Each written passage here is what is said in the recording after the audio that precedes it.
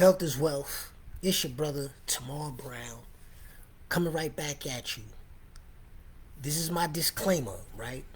I'm about to get into this article, which I have in another browser that Time Magazine put out back in, I say like 2013, I believe, July 22nd, I believe, 2013.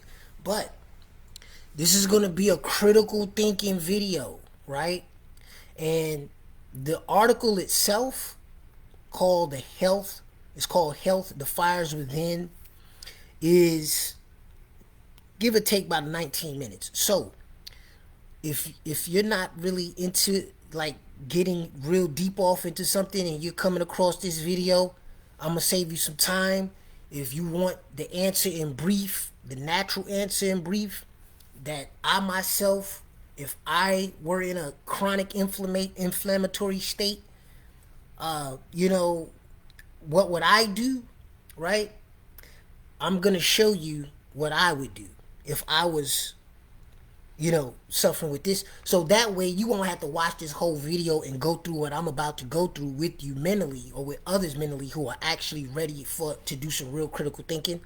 So I'm gonna move your attention to this page, right? There's a link in the comments and you can pause this, with the recording and make the decision for yourself. And if you want to, you can actually go to my page and look for this cover on my personal Facebook page.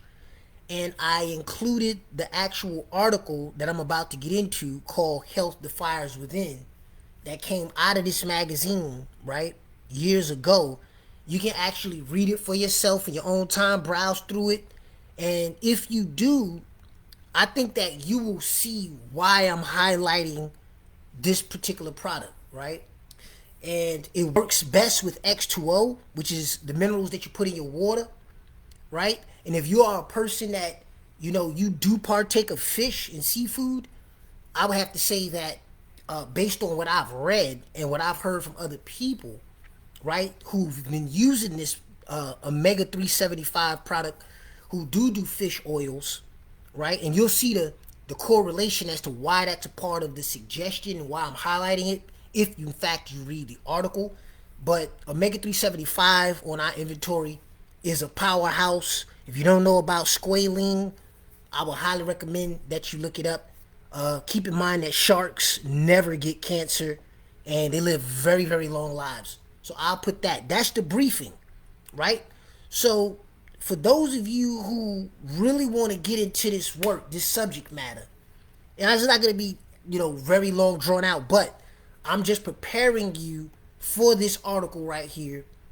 And I will add it to this particular live video, but if you go to my page, like I said, you'll see this cover that I attached to this post. And this article is actually in the captions. It's in the caption and in the comments. But I said, you know what? I'm not the type of person that shares something that I myself, have not consumed, right? So I read this article and it was so alarming to me, right, that I just had to do this live. For those of you who are like real critical thinkers, you want to get into it, because my other disclaimer is I'm not advocating for any of the pharmaceuticals that are briefed or mentioned or suggested, not even the aspirin in this article. Let me just make that clear, okay? That is not the route that I would take. And I think that everybody encounters inflammation, especially within this toxic society, in some shape, form, or fashion. But this is really highlighting chronic inflammation and the ongoing cycles of it. And it's going to really, really get deep.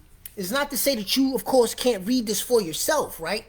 But I think that there are some critical points that need to be pointed out and countered, not for debate purposes, but for added clarity for those who may very well be in the danger zone Because if you read it on your own and you don't have a knowledge base of your own to be able to differentiate between, what your options are, right? That's where I come in, and that's why I'm doing this.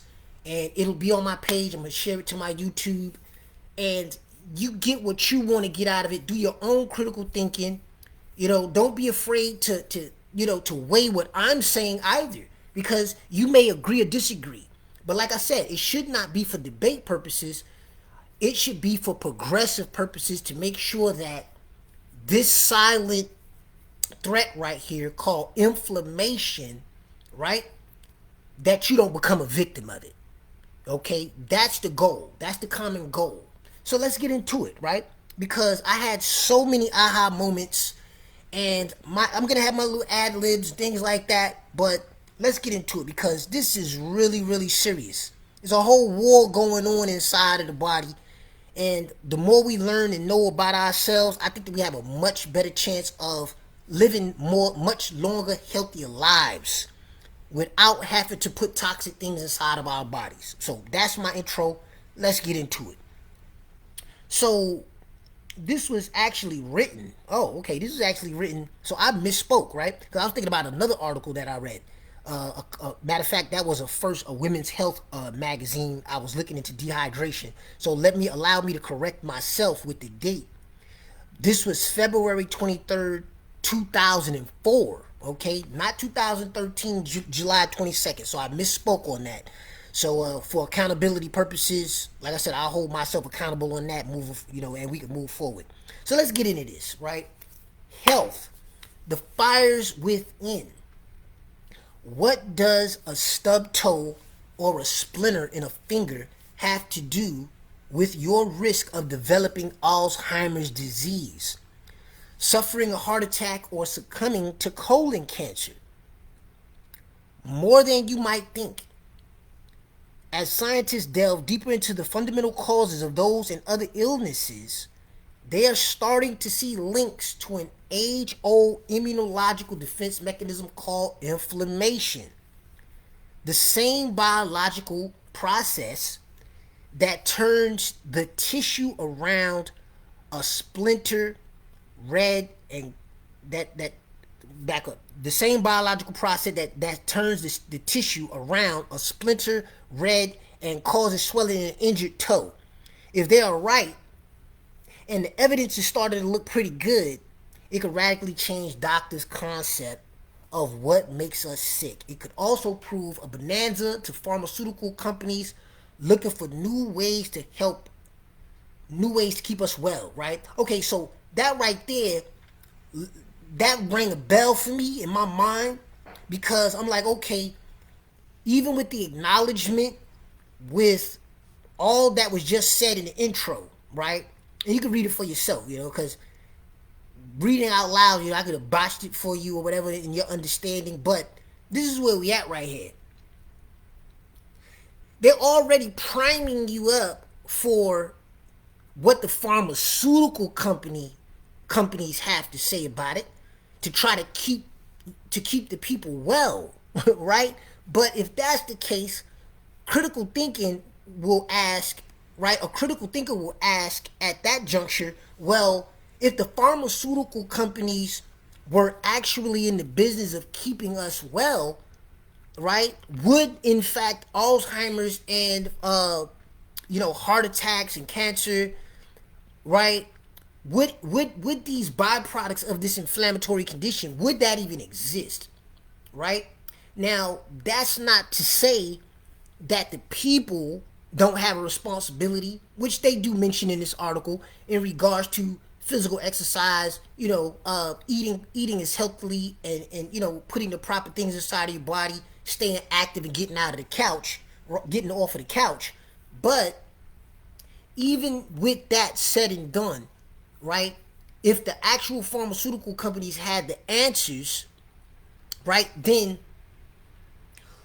would that not still help to stave down or to calm down or to reduce the numbers of these particular types of health problems that are taking a lot of people out of the game? Okay, so I just wanted to stop right there. Most of the time, back to the article. Inflammation is a lifesaver that enables our bodies to fend off various disease-causing bacteria, viruses, and parasites.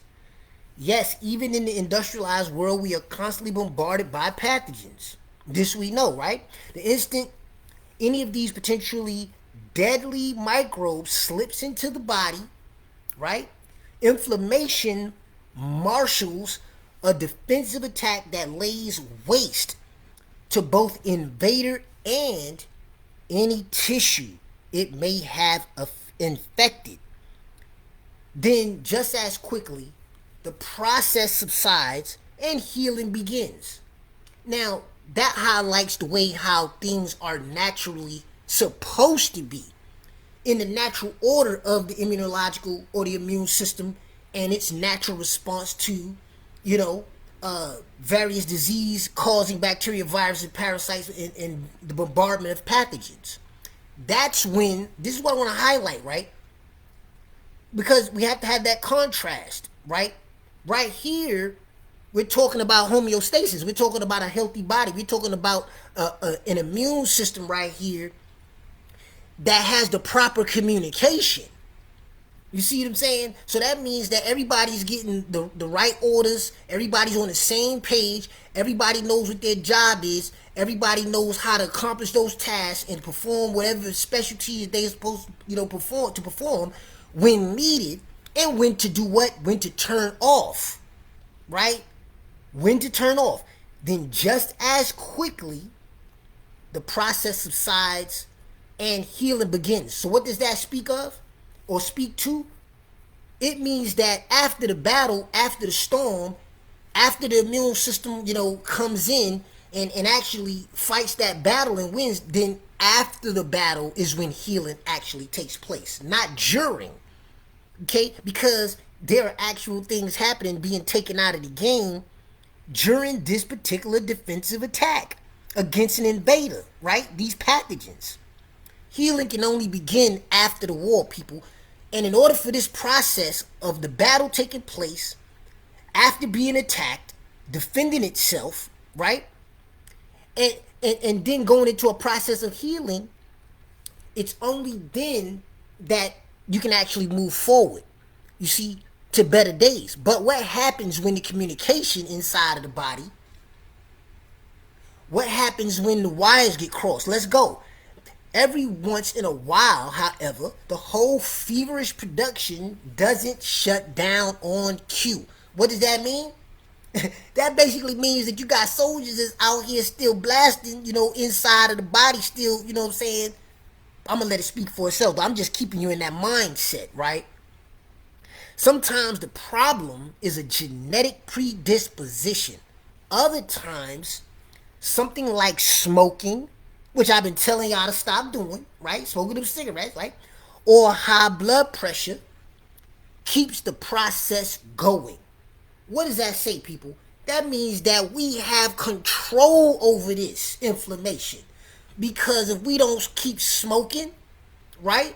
And if we monitor the things that cause our blood pressure to go up in the first place, right? Like our diets, not exercising, not getting the proper rest, hydrating the body properly, giving the body what it needs, then this feverish production, and there would be no shutdown, right, of what's supposed to be shut off after it is already taken, done with it, taking care of its business and done what it has to do. You see? In any event, inflammation becomes chronic rather than transitory. Why? Because it has not shut down on cue. It hasn't shut down on cue. When that occurs, the body turns on itself. Look, that's why I had to bring you this. Because I know you'll probably see the cover, you'll see the link, but you won't get into it. So I'm bringing it to you like this because this information is so serious that it has to be highlighted. When that occurs, the body turns on itself like an ornery child who can't resist picking a scab. And we already know that the scab, in order to have a scab, that means that there's already been a wound or a laceration or injury, right? And instead of letting it heal, you keep pulling it apart, tearing it back open, busting open the stitches. So it can never really actually, you know what I'm saying, heal 100%. Think about that on an inflammatory level with after effects that seem to underlie a wide variety of diseases. So because the real health process is not allowed to take place 100%, that's what leaves the door wide open for these after effects to lead up to a wide variety of diseases. Let's get into it.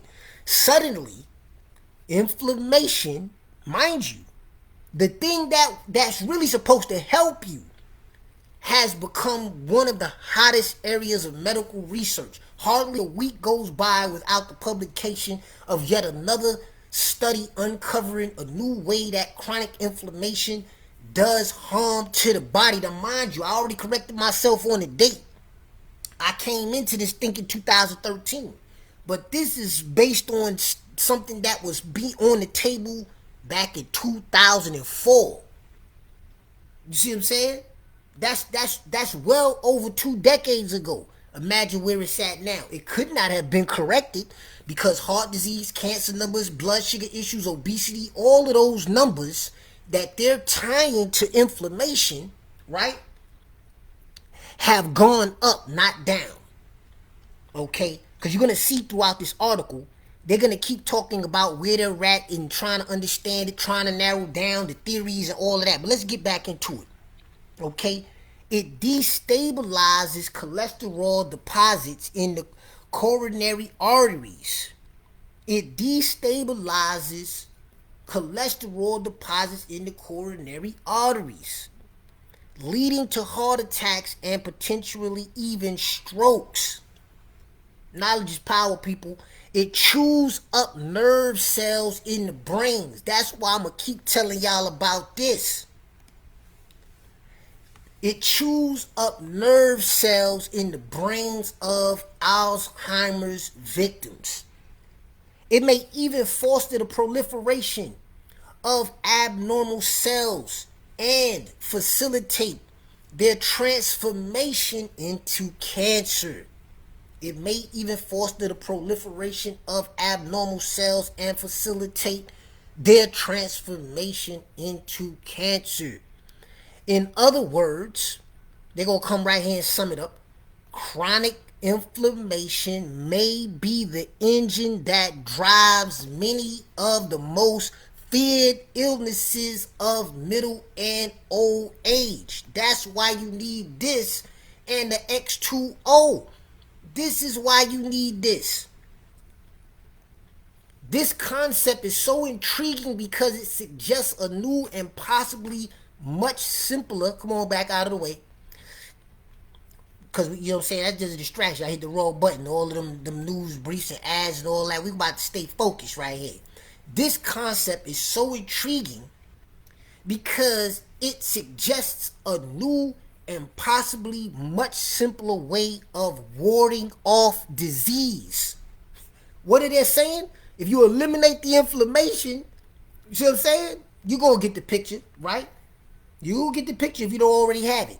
Instead of different treatments for, say, heart disease, Alzheimer's, and colon cancer, there might be, see, back in 2004, they were still dealing with might, maybe, if, and, buts, and all that, right? But we got the receipts. There might be a single inflammation reducing remedy that would prevent all three. You see what I'm saying? That's speculative. That's a speculation. They're not speaking confidently about having the answer.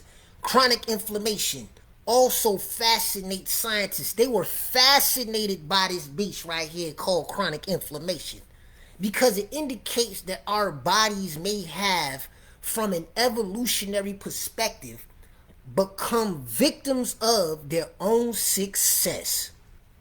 Wow. Victims of their own success. We evolved as a species because of our ability to fight off microbial invaders. This is where we at, says Dr. Peter Libby. And if I mess up people's names or what have you, hey, if you got the better pronunciation, fill in the blank. But wherever you see aspirin, I want you to substitute it with this. You know what I'm saying? Wherever you see aspirin, I want you to substitute it with this. I got to put that in your face because I want you to see something here. Chief of Cardiovascular Medicine at the Brigham, at Brigham and Women's Hospital in Boston. The strategies our bodies use for survival were important in a time when we didn't have processing plants to purify our water, when we didn't have sewers to protect us. Okay, critical thinking, a critical thinking check. Okay, now mind you, they just told on themselves right here. Because it says the strategies that our bodies used, not the purifying processing water plants or the sewers. So could it be that what they're using, the chemicals that they're using in the processing plants that to so-called, quote-unquote, to purify the water? I already told y'all about the EWG.org/tap water that will show you exactly what they're using, the carcinogens that they're using in their processing plants to purify the water and all of the sewerage wastes, right? Could it be that our bodies already naturally had the right strategy, that it didn't need anything synthetic, it didn't need anything artificial, it didn't need any types of other chemicals made in labs in order to take care of its immunological, responsibilities, when it clearly was the body was already clearly exposed to these particular types of things in the environment and successfully was able to do what? To survive. Why? Because that was back then when they had the minerals in the soil. That was back when they didn't have chemtrails, no bioengineering. That was back when water was actually healthy and good for you, when groundwater and the soil had everything that it needed in order to help the body to fight off all of these things. But you destroy the nutrients and the minerals and the vitamins and the minerals and the nutrients in the soil and in the water, and you perpetuate and propagate all of the spraying of the chemicals, of herbicides, all of these pesticides and all of these particular types of things, right, etc. And I'll leave the rest up to you. Let's get back in it, because I don't need to put a period on it, because I know if you made it this far, you're a critical thinker, right, like me. But now that we are living longer, so they're suggesting that predecessors did not live longer than people are living now, but that's already being debunked, because you have people that are centurions in various parts of the globe that have proven to have lived for hundreds of years prior to now. So that's why I wanted to do this. Those same inflammatory strategies are more likely to slip beyond our control. But now that we are living longer, those same inflammatory strategies are more likely to slip beyond our control. So what are they saying? Basically saying that because we living longer, that there's somehow a chance that our bodies are more ineffective or less effective in doing what it was able to do. It's suggesting that we lived shorter lives in the past. So you got to be able to see this for yourself and ask yourself, does that make sense? Making matters worse, it appears that many of the attributes, now see this right here, you got to highlight. Making matters worse. This is why I keep telling you we have the power to do what we need to do in order to protect ourselves from ourselves, right? Making matters worse, it appears that many of the attributes of Western lifestyle, such as a diet high in sugars and saturated fats, accompanied by little or no exercise, little or no exercise, also make it easier for the body to become inflamed. Making matters worse, it appears that now notice, they was more of a matter. They say it appears, but if there's an appearance of it, then that means that they were able to identify with the fact that it exists, because it appears that many of the attributes of a Western lifestyle, such as a diet high in sugars and saturated fats, accompanied by little or no exercise. We were not designed to be sitting still all the time, people. But I'm gonna move right on along, because I don't think that I need to go no further with that, because this is something that we have control over. This is something that we can do better with. Okay, at least that's the theory. Okay, so they want to act like that's a theory. For now, most of the evidence is circumstantial. But remind you now, remember, this was 2004. A few researchers think chronic inflammation can in some cases be good for you, but we already covered that, because it's a natural response to injury inside of the body. You see, but that hasn't stopped doctors from testing the anti-inflammatory drugs. Why did they skip over nature in order to go right to anti-inflammatory drugs that are already on pharmacy shelves, to see if they have any broader benefits? I'm gonna let you answer that for that question for yourself, right? What they found is encouraging. Okay, now this is where we gotta really, really look at how how this was written. Okay, in 2000, researchers concluded, and that was only 4 years ago, prior to them actually putting this article out in 2004, right? So in 2000, researchers concluded that patients who take Celebrex, and I'm going to say that again, I do not advocate for that. This is the article speaking, not me. This is what I advocate for right here. See that? A prescription drug from who? Does that look familiar? Okay. See, before the lockdown, Pfizer was already in the building with Celebrex, a prescription drug that was originally designed to treat inflammation and arthritis. They was already giving you this for arthritis, but all you really had to really do was to hydrate your body and to give your body the minerals that it need, and to take yourself a walk or two around the block and do a little exercise, eat a little bit cleaner, and to get your vitamins and minerals inside your body every day, and you wouldn't need it no Celebrex, right? But that's what they was giving you. And they say right here, are less likely to develop intestinal polyps. This is what they was trying to say, right? Abnormal growths that can become cancerous. That's what a polyp is. You already know that, though. Most of you do. And if you don't, now you know.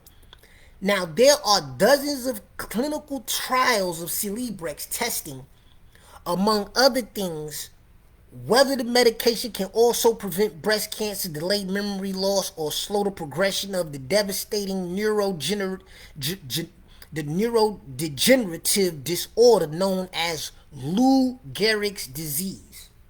Now, there are dozens of clinical trials of Celebrex testing, among other things, whether the medication can also prevent breast cancer, delay memory loss, or slow the progression of the devastating neurodegenerative disorder known as Lou Gehrig's disease. As cardiologists gain more experience prescribing cholesterol-lowering statins, they are discovering that the drugs are more effective at preventing heart attacks than anyone expected. It turned out that statins, the same statins that rot out your kidneys, the same statins that rot out your liver, and the same statins that if you got high blood pressure already, that in a lot of cases it leads to type 2 diabetes. And if you got type 2 diabetes, you develop high blood pressure. I just got to throw that in, right? It turns out that statins don't just lower cholesterol levels, they also reduce inflammation. Now, statins are being tested for their anti-inflammatory effects on Alzheimer's disease and sickle cell anemia, right? So these are all clinical studies, right? But now remember, I told you that this right here lowers bad cholesterol, and it raises good cholesterol minus all of them side effects. And this is a natural product. See what I'm saying? So I just got to keep that in your face, right? Because I got to give you a better option opposed to what this article is saying, right? But the choice is up to you, in regards to how you process it and what you think is best. And you may very well already have some other things that's working for you. And if you do, that's great, because the common ground is to make sure that you stay healthy and well in a way wherein you're not destroying other aspects of yourself and your anatomy in the process. Let's get back into it. Decode Genetics. An Icelandic biotech firm announced last week that it is launching a pilot study to test whether an anti-inflammatory drug, right? Drug is the key word, that was under development for use in treating asthma might work to prevent heart attacks. I got rid of my asthma with some apple cider vinegar, lemon juice, and some honey. Okay? So I didn't need nothing from a biotech firm in order for me to get rid of it. I haven't had an asthma attack since summer of 2016. You see what I'm saying? Let's get back into it. Of course, the granddaddy of all anti-inflammatories. Remember what I told you about whenever you see aspirin, I want you to think about this, right? Because they're going to get into showing you exactly. They're going to give you the upsides of aspirin, and they're going to give you the downsides of it too, which is why I can, in fact, still respect the author of this article, because they gave both sides. Okay, and millions of Americans already take it to prevent heart attacks. Why? Because they bit the wrong apple. But evidence is growing that it may also fight colon cancer and even Alzheimer's by reducing inflammation in the digestive tract and the brain. This new view of inflammation is changing the way some scientists do medical research. Virtually, this is quoting this dude right here, Dr. Robert Tepper. Virtually our entire R&D effort is now focused on inflammation and cancer. And if you don't know what R&D is, that's the research and the development. Which it follows up right there saying that he's the president of the R&D department at Millennial Pharmaceuticals in Cambridge, Massachusetts. In medical schools across the U.S., cardiologists, rheumatologists, oncologists, allergists, and neurologists are all suddenly talking to one another, and they're discovering that they're looking at the same thing. Okay, so they've been collabing like, oh wow, we all collabing on the same thing. We come in. Okay, so where they go with it? The speed with which researchers are jumping on the inflammation bandwagon is breathtaking. Just a few years ago, nobody was interested in this stuff, says Dr. Paul Ritger, a cardiologist at Brigham and Women's Hospital who has done some of the groundbreaking work in the area. Quoting him, now the whole field of inflammation research is about to explode. Now, if you remember, you can always go back to the beginning. They said that they was all, revving up because why? They thinking about how many new drugs they was going to make in order to try to throw at this. What they saw was a market, you see? But they also knew that those things had adverse side effects, right? So while they trying to treat one thing, there they go tearing up another. It's going to go and get into that as we get further deep off into this article, because we going to get in it. I already warned you. Right? I prepared you rather to understand better what all the excitement is about. Yeah, they excited. It helps to know a little about the basic immunological response. They're about to get scientific. A cascade of events triggered whenever the body is subjected to trauma or injury. So this is the reason why if you're an older person, right, man or woman, right, and you have a hip replacement, you break your hip. Why do you think that the morbidity rate is so high? You're about to understand why a lot of times, your grandparents or somebody that break their hip, right, and don't completely heal, why it's not so, that much longer, you see what I'm saying, that they transition because of that injury. It's not the injury itself that takes, that causes them to transition, but it's the chronic inflammation. But what if they had this after the surgery or after the operation or what have you? You see what I'm saying? It's just something for you to think about. Let's get back into it. As soon as that splinter slices into your finger, for example, specialized sentinel cells pre-stationed throughout the body alert the immune system to the presence of any bacteria that might have come along for the ride. They're looking for hitchhikers. You see, this is your internal army we talking about right here. Some of those cells, called mast cells, release a chemical. They sound the alarm, called histamine, that makes nearby capillaries leaky because they gotta become more fluid because they're about to go to war for you, right? This allows small amounts of plasma to pour out. This is why you get hives and your skin start itching. That's what's going on right here. Slowing down invading bacteria. It's almost like they got to make the ground slippery. You know what I'm saying? Try to, get them stuck up, kind of sticky like, so they can't go and move around in the body like how they want to. They isolating them for you. See what I'm saying? That's why this is a priceless vehicle. Because it is so intelligent within inside of itself and what it does on its own involuntarily without us even having to make a decision. You got to lay yourself like that on that level. And prepares the way for other far away immune defenders to easily enter the fray. So they basically buying time so that the other troops can show up at the battlefront. You see what I'm saying?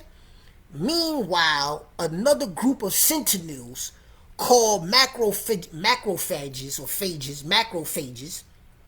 begin an immediate counterattack.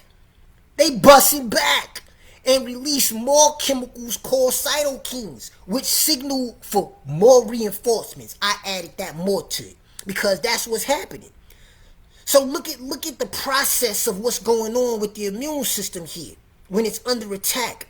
Soon, wave after wave of immune cells flood the site. Soldiers is here, right? The warriors is here, destroying the pathogens and the damaged tissues alike. Not only are they wiping out the pathogens, they wiping out anything that they touch and had a negative effect on. You see what I'm saying? You gotta love them. They making sure that they don't leave no room for error. There's no carrying the wounded off the battlefield in this war. Yeah, I like that. Because you got to get this game. See what I'm saying?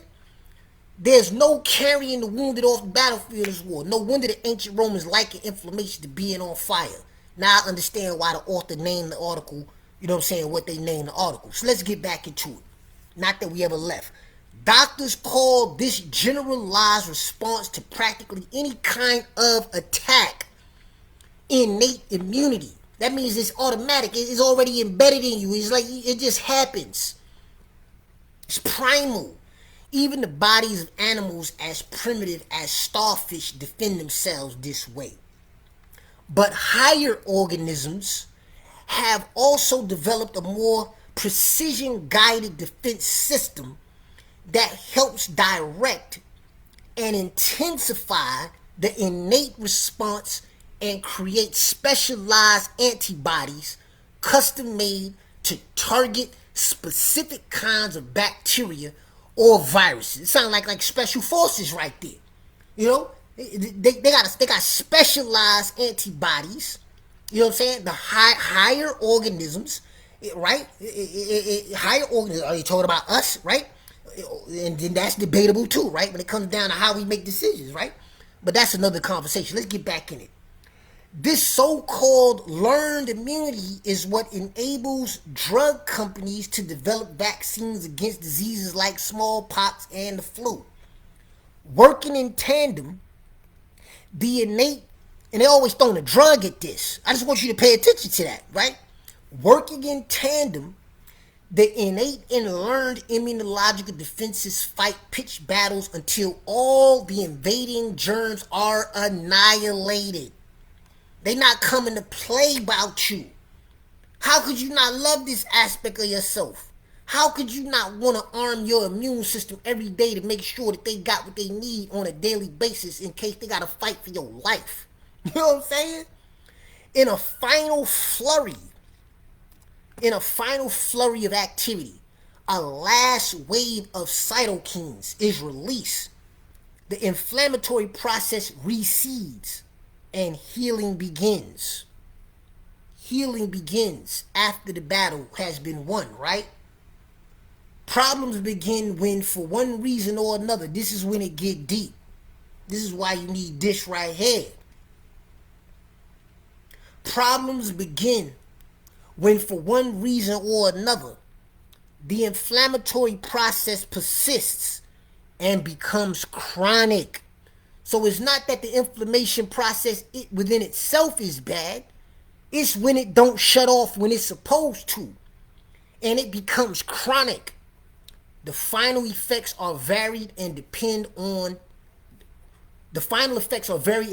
lot on where in the body the runaway reaction takes hold. Among the first to recognize the broader implications were heart doctors who noticed that inflammation seems to play a key role in cardiovascular disease, the #1 killer in America. Think about that. I'm going to read that again. Look, to add emphasis, among the first to recognize the broader implications were heart doctors who noticed that inflammation seems to play a key role in cardiovascular disease. Is your heart on fire? Let's get into it. Not long ago, most doctors thought of heart attacks as primarily a plumbing problem. Over the years, fatty deposits would slowly build up on the insides of major coronary arteries until they grew so big that they cut off the supply of blood to a vital part of the heart, a complex molecule called LDL. This lowers it naturally. Gotta keep that in your face. The so-called bad cholesterol provided the raw material for these deposits. Clearly, anyone with high LDL, let me highlight this for you, just so you can get this game. Clearly, anyone with high LDL levels was at a greater risk of developing heart disease, people. You see what I'm saying? That's why you need this right here. I got to keep that in your face. There's just one problem with that explanation, okay? They're going to try to, debunk it a little bit. Sometimes it's dead wrong, okay? They about to get into it. Indeed, half of all heart attacks occur in people with normal cholesterols. So what is that? They're like, well, that's a contradiction. Because if it was because of the cholesterol, the LDL, then how come half of the people that's having these heart attacks got normal cholesterol levels? Let's get into it. Let's answer that question. Not only that, as imaging techniques improved, doctors found, much to their surprise, that the most dangerous plaques weren't necessarily all that large. Something that hadn't yet been identified was causing those deposits to burst, triggering massive clots that cut off the coronary blood supply. In the 1990s, Ricker became convinced that some sort of inflammatory reaction was responsible for the bursting plaques. And he set about trying to prove it. To test his hunch, Ricker needed a simple blood test. He wanted to draw your blood. You know what I'm saying? He about to go into the unseen realms to see what's going on. That could serve as a marker for chronic inflammation. He settled on creative, right, protein, which is CRP. A molecule produced by the liver in response. Now we talk about the liver, right? A molecule produced by the liver in response to an inflammatory signal.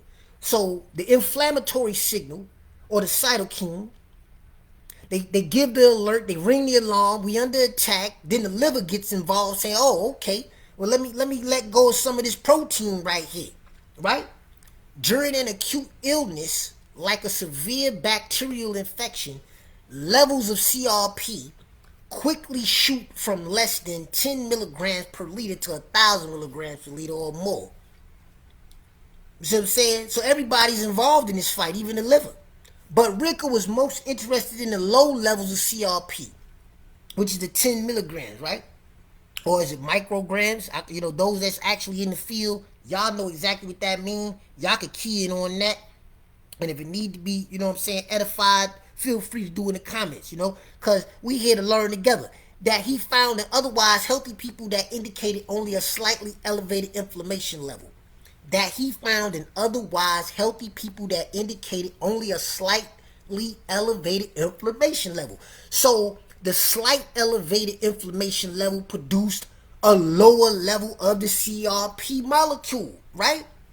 Indeed, if you drew a different conclusion from that, put it in the comments. But that's what I got from that. Indeed, the difference between normal and elevated is so small that it must be measured by a specifically designed assay called a high sensitivity CRP. So they got to actually do a test on the actual CRP molecule to really find out just what's going on with it on a microscopic level, right? Moving right along, by 1997, Ricker and his colleagues at Brigham and Women's had shown that healthy middle-aged men with the highest CRP levels were 3 times as likely to suffer. So you got to get this game. Were 3 times as likely to suffer a heart attack in the next 6 years as were those with the lowest CRP levels. Eventually, inflammation experts determined that having a CRP reading of a 3.0 mg/L or higher can triple your risk of heart disease, people. That's why you need to control that inflammation with this. I'm going to keep that in y'all face. You know what I'm saying? The danger seems, so because there are things that we could do this is why I'm getting at you like this. There are things that you could do to reduce the risk of you having a heart attack. There are things that you could do to reduce the chances of you having a stroke. There are things that you could do. Will you do it? The answer to that is up to you. You see what I'm saying? The danger seems even greater in women than in men. By contrast, folks with extremely low levels, I gotta highlight this because we're not helpless victims out here, people. We're not helpless victims. Knowledge is power. Look, by contrast, folks with extremely low levels of CRP, less than 0.05 micrograms or I'll say micrograms because you're dealing with blood. I will go with the micro. But like I said, y'all can chime in on that because I'm not no nurse. Rarely have heart attacks, people. We don't got to be doctors and nurses in order to comprehend that right there. So what does that mean? We need to keep this CRP level down from shooting out all of these creative protein molecules into the bloodstream. And how do we do that? Keep our inflammation down with this right here. I got to keep that in y'all face, right? Don't forget about that X2O. I'm going to keep telling y'all about that. Physicians still don't know for sure how inflammation might cause a plaque to burst, but they have a theory. So this is theoretical. As the level of LDL cholesterol increases in the blood, they speculate some of it seeps into the lining of the coronary arteries and gets stuck there. The macrophages alerted to the presence of something that doesn't belong. So the buildup of the plaque in the coronary artery is being processed, right, by the immune system, which is the macrophages are an aspect of that immune system, that military. Like, wait a minute, let me go over here and see what this blockage is. Let me go over here and see what's going on over here because something is a bit irregular over here, right? So the macrophages is about to do a walkthrough. They're about to go and do an inspection to see what's popping off over here within inside of this coronary artery. Alerted to the presence of something that doesn't belong, come in and try to clean house. I added that, but it says clean out the cholesterol. If for whatever reason the cytokine signals begin ramping up the inflammatory process, because they want to know why the macrophages is over here busting. So it must be an intruder over here, right? So boom, the cytokine signals begin ramping up the inflammatory process instead of notching it down. The plaque becomes unstable. Quote, this is not about replacing cholesterol as a risk factor, Ricker says. This is Ricker talking. Cholesterol deposits, high blood pressure, smoking, all contribute, see? All contribute to the development of underlying plaques. What inflammation seems to contribute, let's get right here. What inflammation seems to contribute is the propensity of those plaques to rupture and cause a heart attack, people. If there's only inflammation but no underlying heart disease, then there is no problem. Did you get that? You see what I'm saying? So basically this plaque gets over here and it leaks and seeps off into this coronary artery, and it builds up. Then here come the walkthrough, the soldier coming like, wait a minute, what's going on over here? And then the cytokine right here is like, oh, the macrophages are busting, getting at this plaque build up over here. So then they ring the alarm and it ramp up the inflammatory process. Boom, we got a whole war going on. And basically what they saying is that little battle right there in the coronary artery, that's what leads to the rupture of it. Boom, you got a heart attack. Come on now, people. You know what I'm saying? But let's get back into it, right? Let's get back into it. At this point, this is where we at, right? This is where I'm at. At this point, cardiologists are still not ready to recommend that the general population be screened for inflammation levels. But why not? If you're attaching it to all of this, why wouldn't you want the people to be screened for inflammation levels? That's a question that you got to answer for yourself, because that's what I'm asking. But there's a growing consensus that CRP, now mind you, this was 2004, but there's a growing consensus that CRP should be measured in those with a moderately elevated risk of developing cardiovascular disease. So if you smoking, you're not working out, you gaining weight, you eating whatever you want to eat, you ain't drinking water, you don't have this in your life either, then you may want to go check your cholesterol levels, inflammation levels, and get this CRP test. See what I'm saying? But if you was doing the right thing, then you would have less to worry about. Back to the article. At the very least, a high CRP level might tip the balance in favor of more aggressive therapy with treatments such as, remember I told you, when you see aspirin and even statins, I'm adding that. This is what you want to replace it with right here in your mindset, in your mind. Okay? Because that's what I did. That are already known to work. That's what they say. But then watch, they gonna come back and contradict themselves. A new view, now we about to get into diabetes, right? A new view of diabetes. Before Dr. Frederick Banting and his colleagues at the University of Toronto isolated insulin in the 1920s, doctors tried to treat diabetes with high doses of salicylates, a group of aspirin-like compounds. They were desperate and also tried morphine and heroin. That's how desperate they were. They were like, okay, and who do you think they tried this morphine and heroin out on?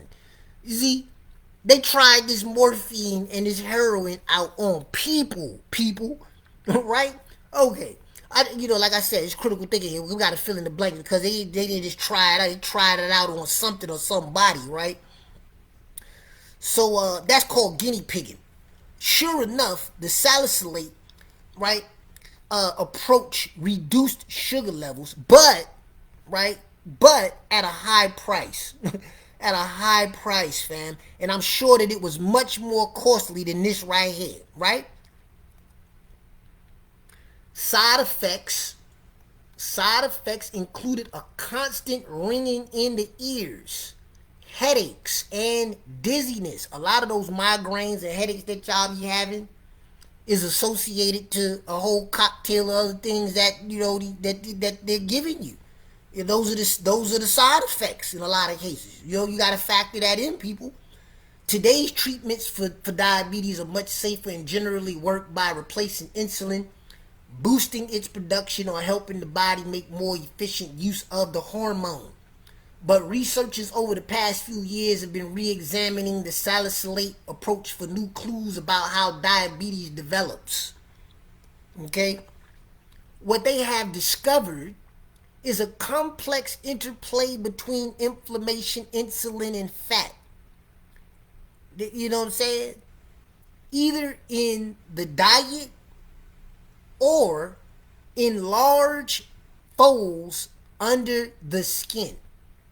So like I said, people, nothing that I say, anybody else say, could tell you, hey, make you change your diet. But just by changing your diet, there's so much you can do.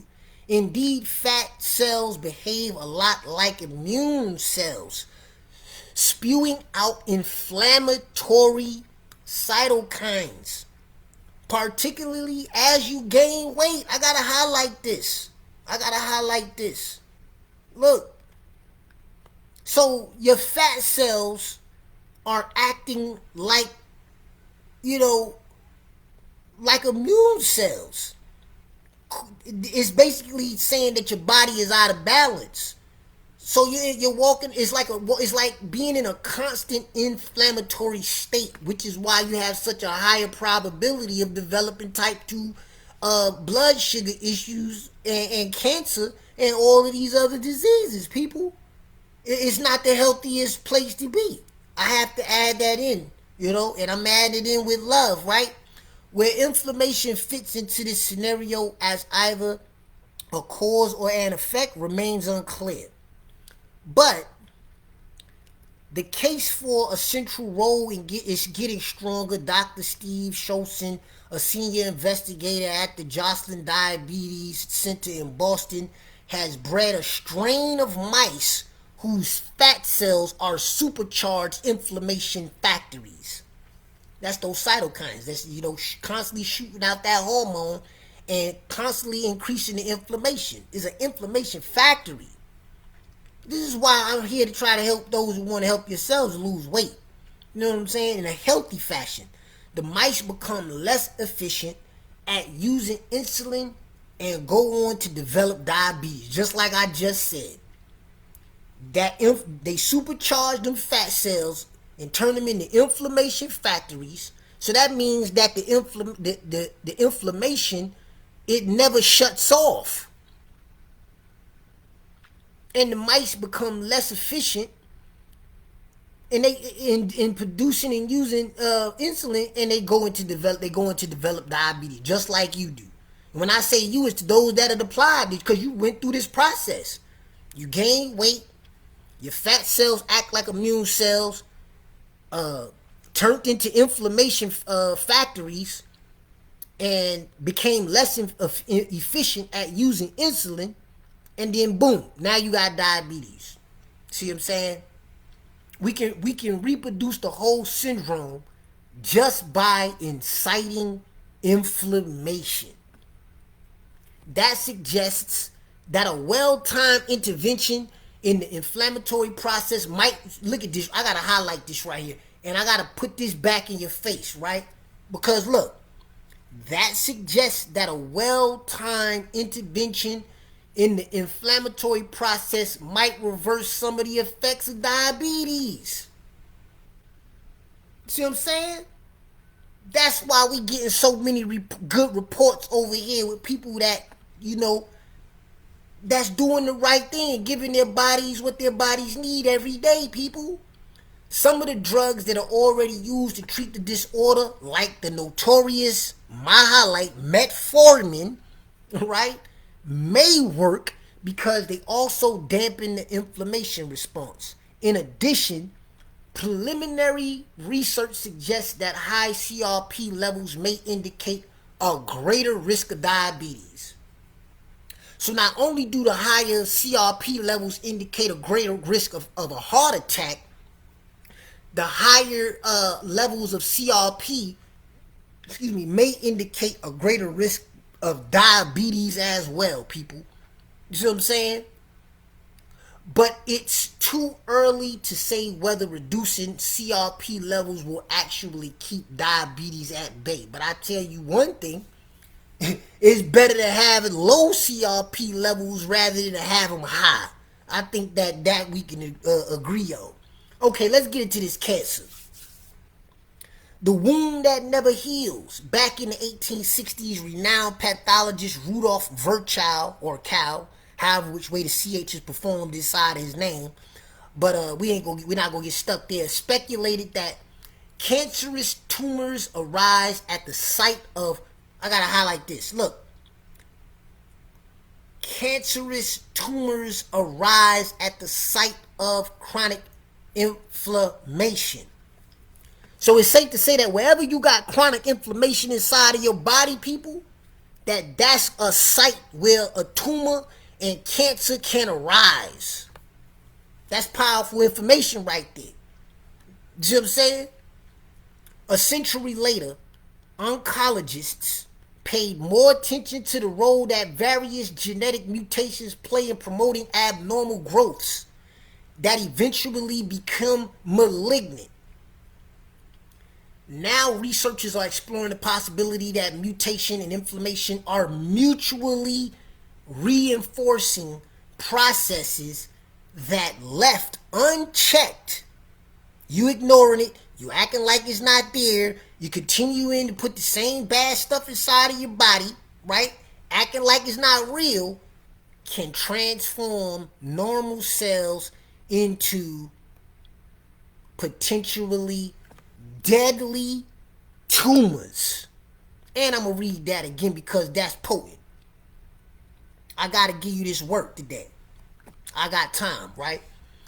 A century later, oncologists paid more attention to the role that various genetic mutations play in promoting abnormal growths that eventually become malignant at the chronic inflammation site. Mind you, keep that in mind. Now, researchers are exploring the possibility that mutation and inflammation are mutually reinforcing processes that, left unchecked, can transform normal cells into potentially deadly tumors. I gotta keep this in y'all face right here. How might that happen? One of the most potent weapons produced by macrophages and other inflammatory cells are the so-called oxygen-free radicals. But you know what destroys oxygen-free radicals? Antioxidants. Like in our berry balance that we have, the X2O. Mostly all of our products are geared around antioxidizing these oxygen-free radicals, people. Creating an alkaline environment within inside of your body. But moving right along, these highly reactive molecules destroy, okay? They're not coming to play with you. These highly reactive molecules destroy just about anything that crosses their path. They serial with it, particularly your DNA. So it's destroying your DNA, people. This is how deadly this is. A glancing blow, right? When they coming through, right? A glancing blow that damages but doesn't destroy a cell. This is where I'm at right here. This is where I'm at. A glancing blow that damages but doesn't destroy a cell could lead to a genetic mutation that allows it to keep on growing and dividing. So they had a collision, but you know, it didn't take the cell all the way out, but it could lead to the genetic mutation of this cell that just had that running, you know what I'm saying? And now this abnormal growth, it start growing and dividing, but they say it's not a tumor, says Lisa Cousins, a cancer biologist at the Comprehensive Cancer Center at the University of California in San Francisco. But to the immune system, right? It looks very much like a wound that needs to be fixed. We got to stop right there. See, so the collision created a divisive growing division or mutation of this cell, but the immune system now doesn't recognize it as a healthy cell. So it looks like something that needs to be fixed. More inflammation, right? When immune cells get called in, your army, see, because the army is coming in thinking that it's needed. So now we got miscommunication, right? Now we got chaos. Now we got confusion. When immune systems get called in, they bring forth factors as a whole slew of proteins that call other inflammatory cells, because they thinking, yo, we got beef over here. It's going down over here. We got to put in some work over here. But look, those things come in and go heal. But instead of healing, you're feeding. What does that mean? Now you got autoimmune diseases. Now you got multiple sclerosis. Now you got lupus. Now you got fibromyalgia. Now you got tumors and cysts. See what I'm saying? See what it's saying? I just want to make sure that you're getting what it's actually saying. Because see, the immune system is coming, it mean well, but because of the mixed signals, because of the miscommunication, right? And because things is off balance, what's meant to heal you starts feeding on you. See what I'm saying? You gotta lock that in right there. Let's get back into it. Sometimes the reason for the initial inflammatory cycle is obvious, as with chronic hot heartburn, which continually bathes the lining of the esophagus with stomach acid. A lot of y'all got GERD. You see what I'm saying? That's what they're describing. GERD. Predisposing a person to esophageal cancer. But they went even deeper with it. Esophageal cancer. Other times, it's less clear. Scientists are exploring the role of an enzyme called cyclooxygenase 2, or otherwise COX-2, in the development of colon cancer. COX-2 is yet another protein produced by the body during inflammation. Do you see how deadly chronic inflammation is? That's why I'm going to keep this in your face right here. Over the past few years, researchers have shown that folks who take daily doses of aspirin, you see what I'm saying? But you don't need aspirin when you got this right here, the truth right here, which is known to block COX-2, are less likely to develop precancerous growths called polyps. The problem with aspirin, mind you, told you they was going to give you the flip side of this aspirin, right? That this doesn't have, okay? The problem with aspirin, however, is that it can also cause internal bleeding. Then in 2000, researchers showed that Celebrex, another COX-2 inhibitor that is less likely than aspirin to cause bleeding, also reduces the number of polyps. Okay, well, in the large intestine. Well, in reducing the number of polyps in the large intestine, you still have to risk the side effects of internal bleeding. I think that's a great summary for us to conclude with right there. But guess what? Don't do that. You don't got to worry about internal bleeding with this right here. You see what I'm saying? But that's the risk that a lot of people are willing to take. To go after one problem to create dozens more. Moving right along, right? Because the choice is yours. You know, so should you be taking Celebrex to prevent colon cancer is the question that they pose. It's still too early to say. Clearly, COX-2 is one of the factors in colon cancer. But let's not forget how the COX-2, right, how it developed, okay? Chronic inflammation, right? Okay, let's get back into this. So if you prevent the COX-2 in the inflammatory cycle from feeding on you, and the healing is allowed to take place properly, then, you know, basically you could prevent a lot of things. We could prevent a lot of things by making better decisions, people. You see what I'm saying? So should you be taking C-Librex? This is where I'm at right here. We're going to get through this. Because once I do this once, it'll be up. And, you know, people will be able to watch this again and again. You can fast forward, rewind it, stop it, do whatever you want to do with it. All I got to do is this one time. You see? You can revisit this. It's still too early to say.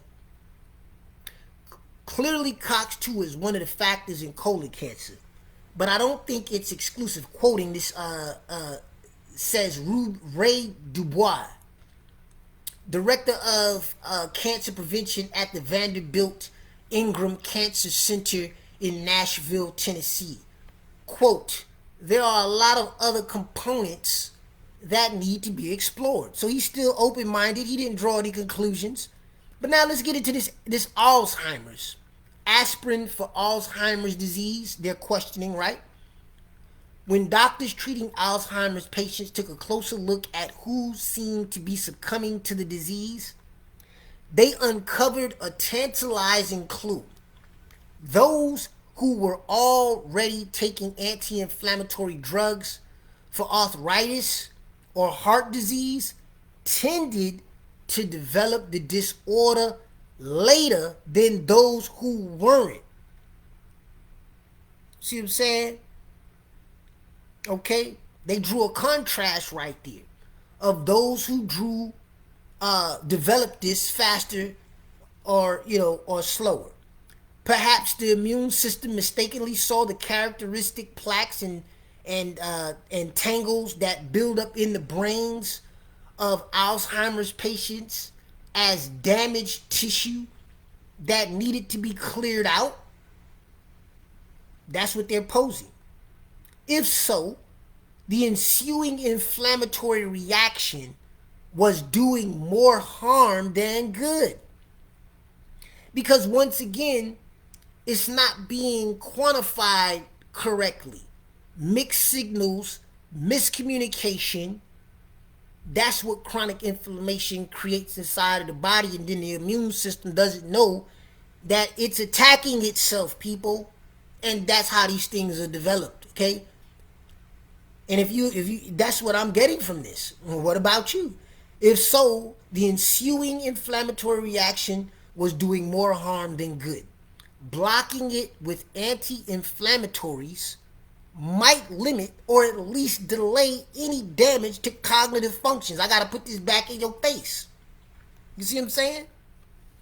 Because that's what that is, a natural anti-inflammatory. That's what this is, the miracle from the seed. The most likely culprits this time around are the glial cells. Now we're dealing with the glial cells, whose job is to nourish and communicate with the neurons in the brain. Researchers have discovered that the glial cells can also act a lot like the mast cells of the skin, producing inflammatory cytokines that call additional immune cells into action. So it's a lot of immunological cells that are being called that are really not needed because of what miscommunication due to chronic inflammation. The glial cells are trying to return the brain to a normal state. They mean well, but in meaning well, they do more harm, right? Because they're not really needed at that time. The glial cells are trying to return the brain to a normal state, explains Linda Van Eldik, a neurobiologist at Northwestern University Feinberg School of Medicine in Chicago. But for some reason, in neurodegenerative diseases like Alzheimer's, the process seems to be out of control. You get chronic glial activation, which results in an inflammatory state. So they done moved us from the inflammation of the heart, the coronary arteries, how the liver responds, right? The macrophages, the cytokines, right? To now we in the brain. You see, it appears that some people are more sensitive to plaques and tangles than others. Perhaps they have a genetic predisposition, or perhaps a long-running bacterial infection like gum disease. Now we in your mouthpiece. Like gum disease keeps the internal fire burning and tips the balance towards chronic inflammation. So regardless of what the cause of, whatever the injury may be, or the malfunction, or the virus, or what have you, do you see how very important it is for you to get rid of the inflammation? You see right here, promotes cardiovascular health and supports healthy inflammation response. So that means that inflammation has to be regulated so that healing can take place, so that your immune system doesn't start feeding on you, people. I'm just really hoping and trusting that you're getting that. That's why I'm doing this. Okay? Okay. Or perhaps a long-running bacterial. Okay, we already went through that. Okay, so here we are. Preliminary research suggests that low-dose aspirin. Back to this. Every time you see aspirin, I want you to think about this.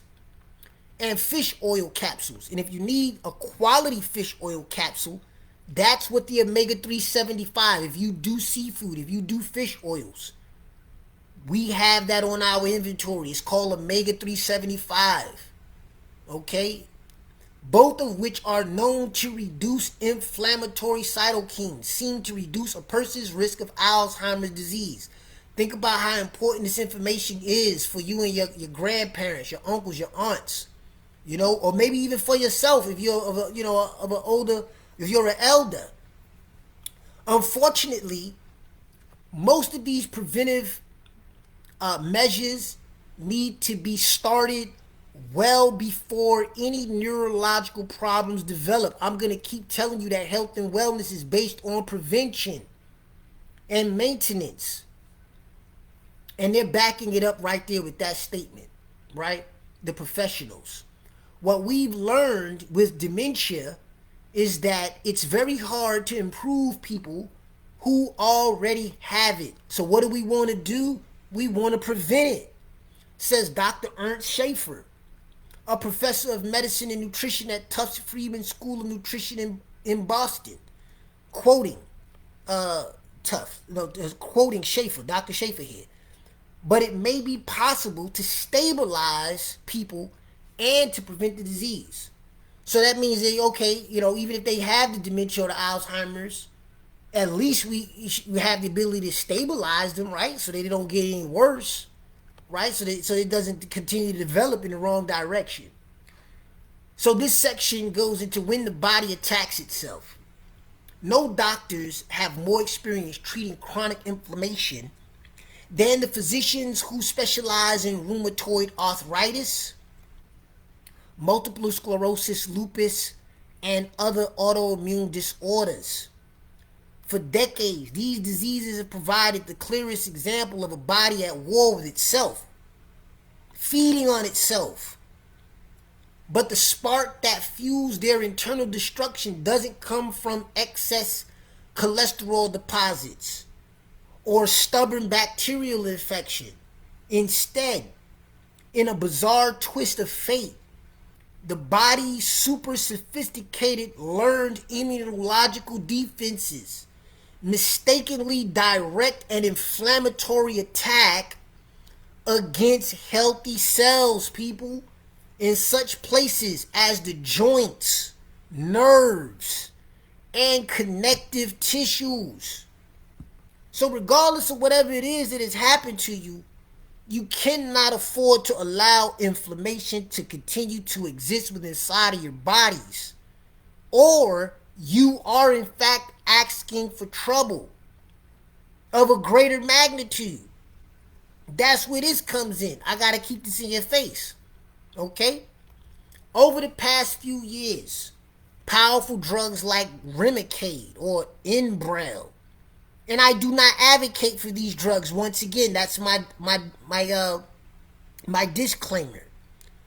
Over the past few years, powerful drugs like Remicade and Enbrel, which target specific inflammatory cytokines, once again, targeting the effects and not dealing with the cause of the fact of why the cytokines have become inflammatory. Okay? Have worked wonders against rheumatoid arthritis and autoimmune disorders. Yeah, temporarily. But as often happens in medicine, and this is why I like how the author wrote the article, because they did give you both sides. So let's get into it.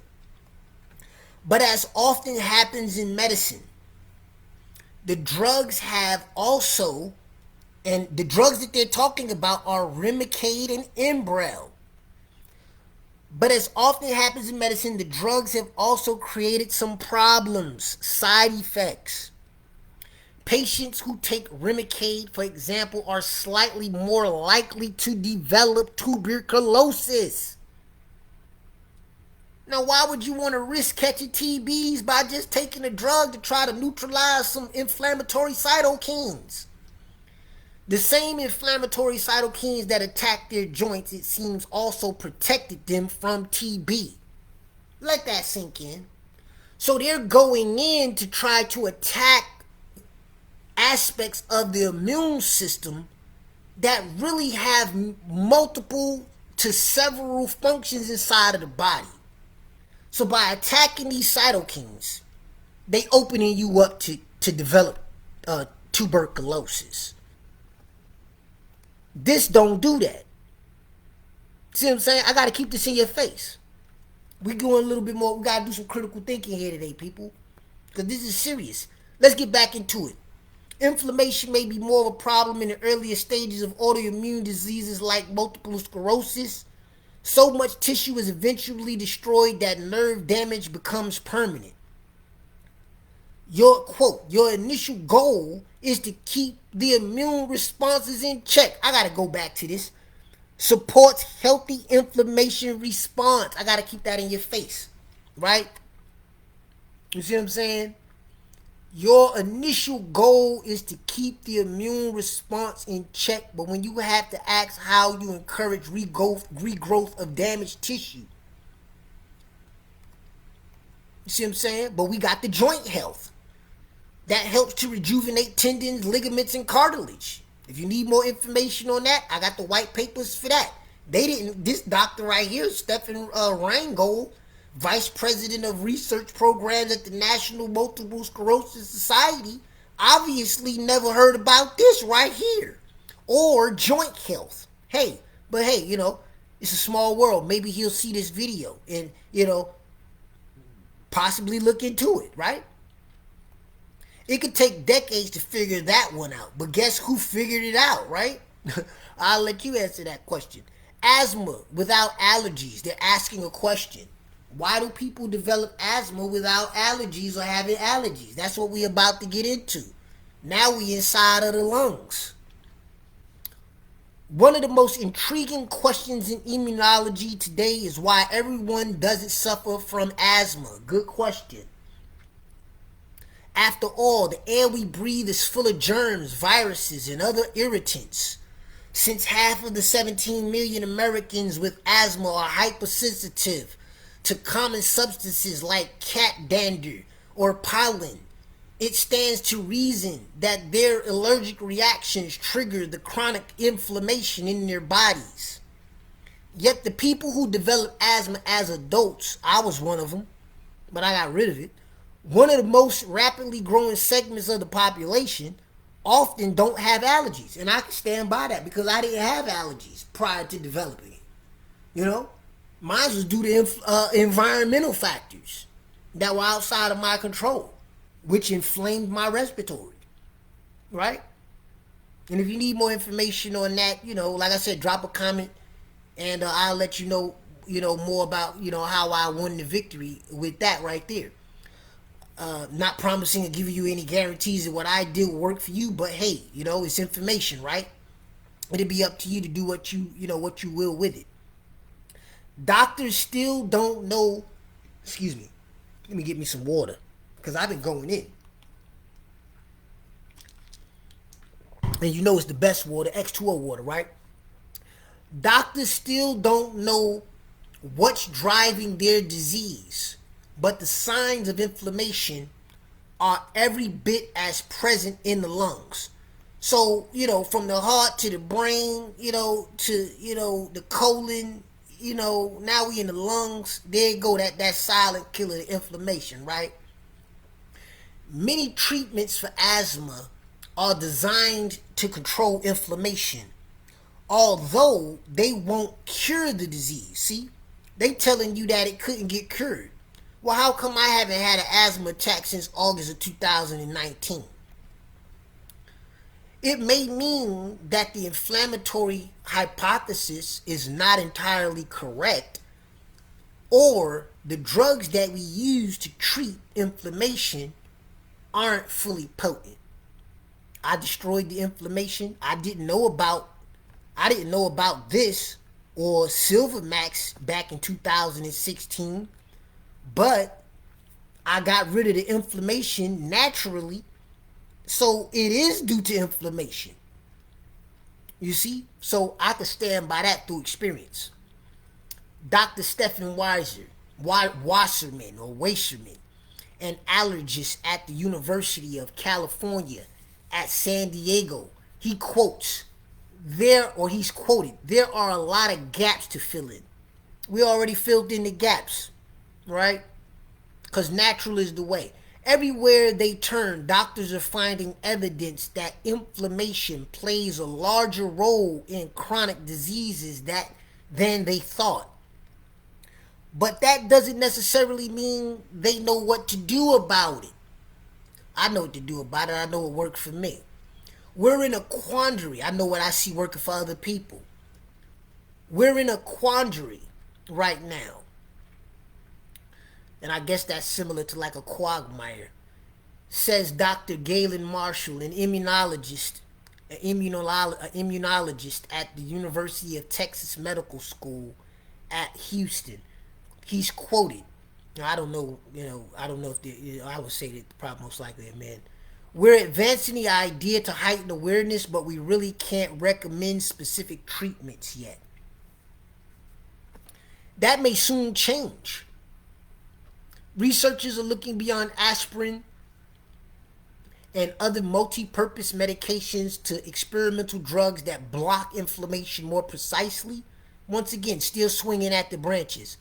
Any day now, what's this? Genentech is that's some company, I don't know who they are, is expecting a decision from the FDA. And like I said, this was back in 2004. So I really don't know what the outcome of that was. If you want to, you can do your own research on whether or not if they got that passed or not. I'm not an advocate for it, but I'm just giving the chronological context so that you know how long ago this was. And let me see here.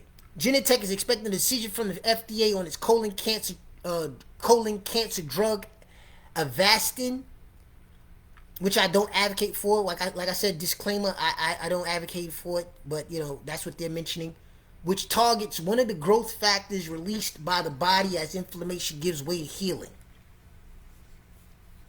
Millennial Pharmaceuticals is testing a different kind of drug called Velcade. I don't advocate, or my disclaimer, I do not advocate for that drug.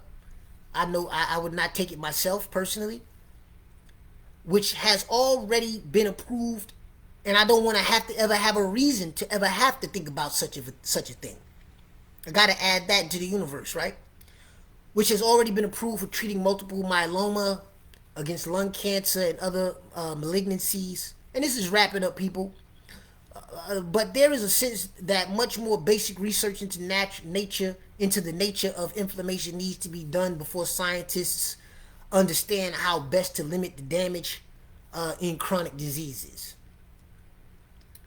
If I had real damage like that in my body, this is what I would do, and on a personal level, and I do this and will continue to do this just for preventative measures on as I do various cycles of it. But this is the last paragraph. They're pretty much wrapping it up.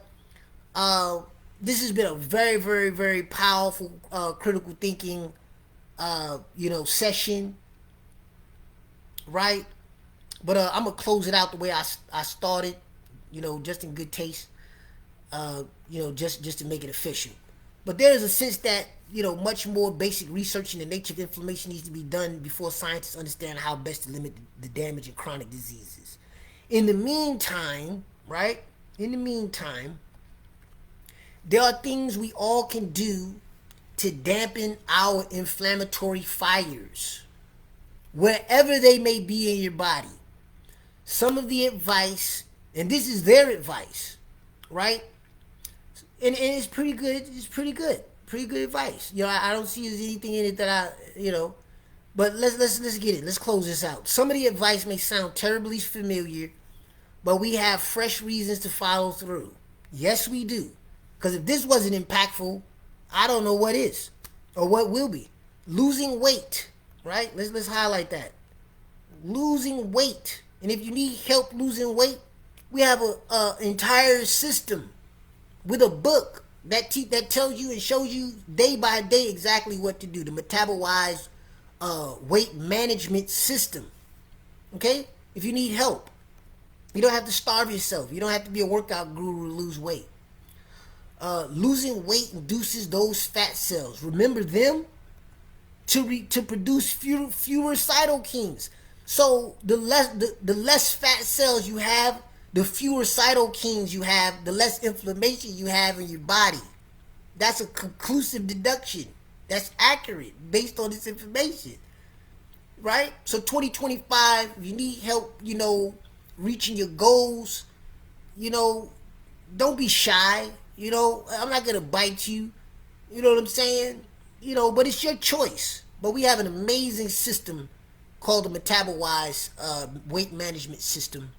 And so many other, even with this right here, with the Cardiozyme, you may have to, approach it from the inflammation standpoint first before you get into the actual Metabolized management system, depending on how much weight you have and that you need to lose and that you want to lose. So does regular exercise, 30 minutes a day.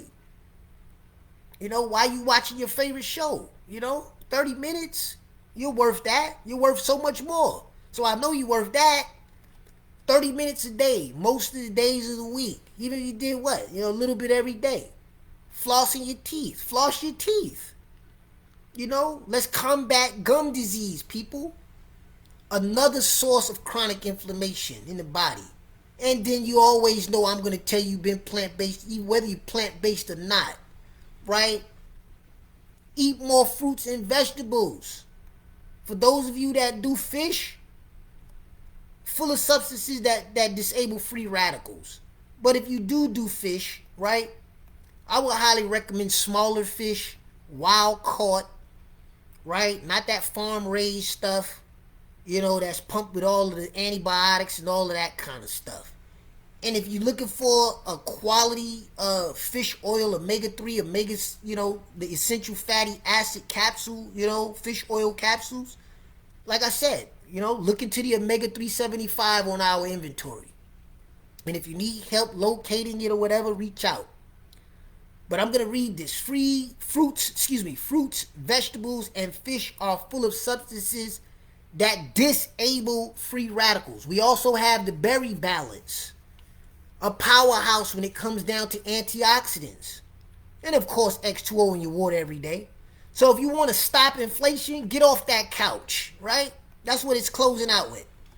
Dan Cray reporting, right? The person that wrote this out of LA.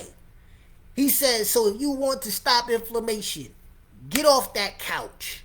Head to the green market. He's telling you, get some more greenery in your life and try not to stub your toe on the way. Which pretty much highlights the fact that whenever you have an injury, no matter how small or big, from chronic gum disease to asthma to high cholesterol, whatever, right? Polyps, whatever. You have to get rid of the inflammation. I'm going to leave you with this visual. Supports healthy blood vessel function, helps maintain healthy blood sugar levels, promotes healthy blood viscosity for optimal flow, helps maintain healthy cholesterol and triglyceride levels, supports delivery of oxygen and nutrients to energize tissue and cells, supports cartilage and joints and healthy joint function, promotes optimum cellular function and a balanced response to cellular stress, removes free radicals and toxins with a powerful, unique marine polyphenol complex. My name is Timon Brown. And health is wealth. I trust that you got, some powerful information from this. Like I said, I will add this link, to the comments of this video. I will be posting this on YouTube, and that way it will become a public archive file that anybody can share with somebody that you may know that might need this information. Because I'm ringing the alarm. I'm going to continue to ring the alarm, but I'm not going to just ring the alarm just to be ringing it. I'm ringing it to show you that, hey, you don't have to continue to suffer. You don't have to continue to guess. There are powerful natural solutions at your accessible disposal at affordable prices. And with that, take care of yourselves, and I'll see you on the next one. Peace, health, and blessings.